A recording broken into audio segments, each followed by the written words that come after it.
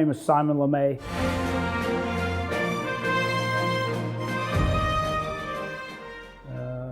I'm a Sergeant Major in the Marine Corps, served about 25 years. When I met Simon during his first deployment, he was fun, he was full life, jokester. I have had an opportunity to deploy 8 times with combat.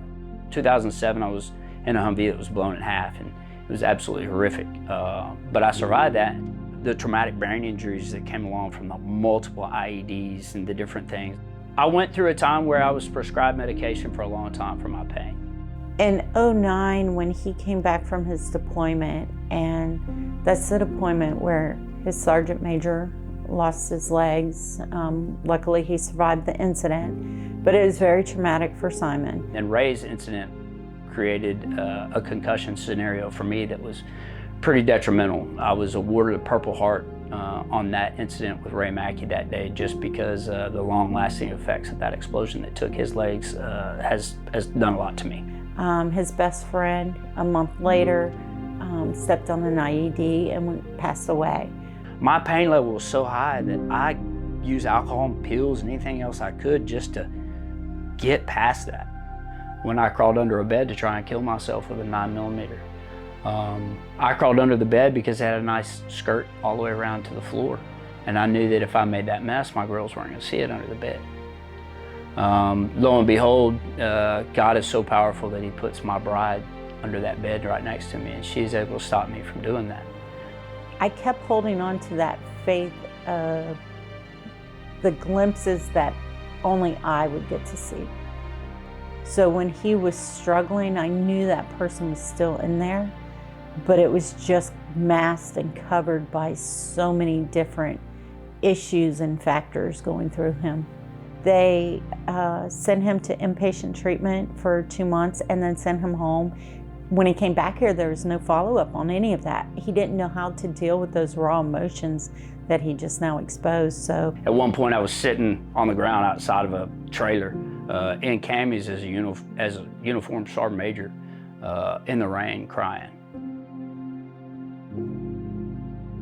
My aunt and uncle gave me an opportunity that was just unbelievable to get involved in hyperbarics. Jim Hooker and some different people got involved and helped me and put me in the right direction.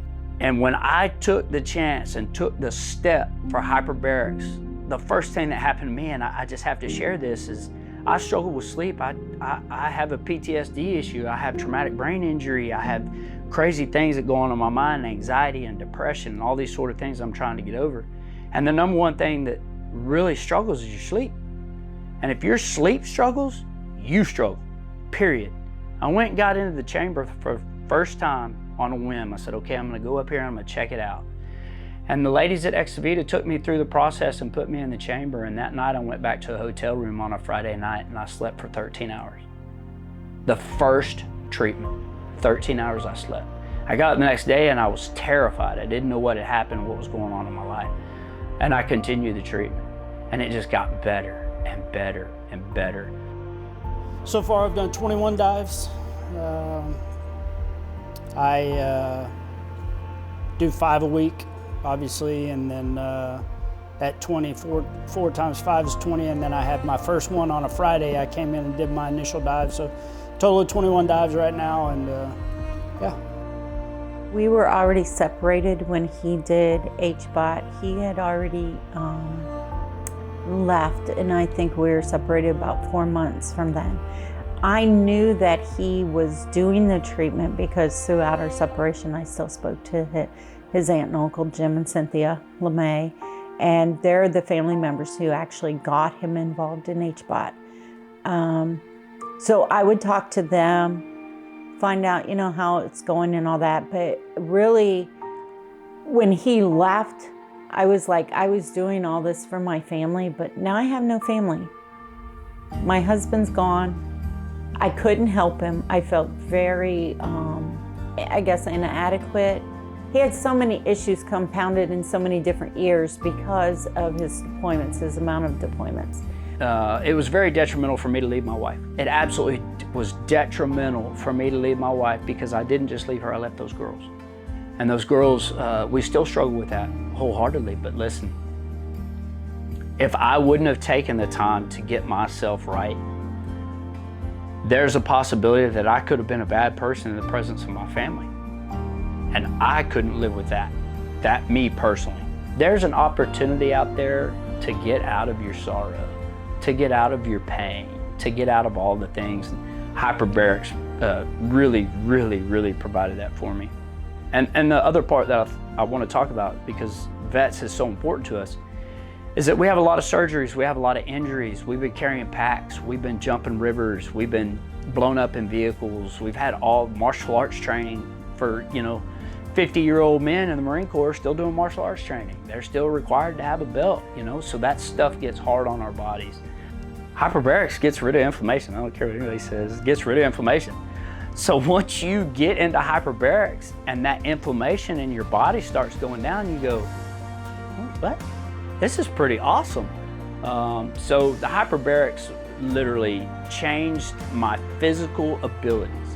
Once it changed my pain level, my physical abilities, my mind's clarity, I was able to see that, hey, I can do this. I think the biggest thing hyperbarics did for me was gave me confidence. It gave me the confidence to be able to understand that I don't need the pills, I don't need the alcohol, I don't need to be a jerk to my kids. I can love on my dog instead of kicking him. Hyperbarics gave me an opportunity because it started making me feel better. It started making me feel better, and once you feel better, it changes. So family was probably the most important thing, and I struggled. I left Kate really broken, and when I started the treatment and came back, and my wife was really the one that said, oh, who are you?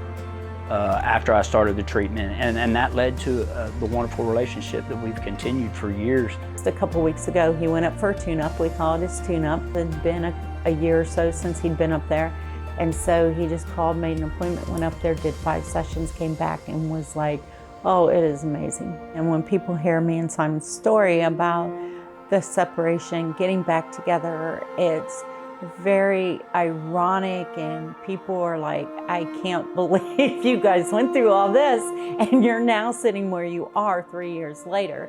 HBOT has given us the stepping stones, I guess I can say.